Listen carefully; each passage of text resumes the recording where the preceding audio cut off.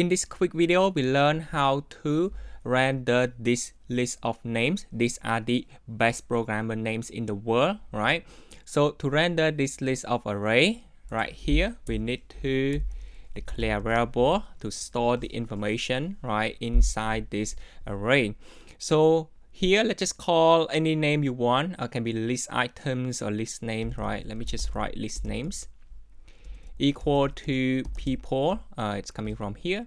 Dot map, we need to use the map function to loop through this one by one. And here, notice that we are using the word people, right? And here normally we use the singular versions of it, right? This is plural, this is the singular. And this is the person we want to map or loop one by one, right? So this is the person name. And here we need to use the arrow function, and right here we are using the HTML, right, the list. Also we want to just use the person right here.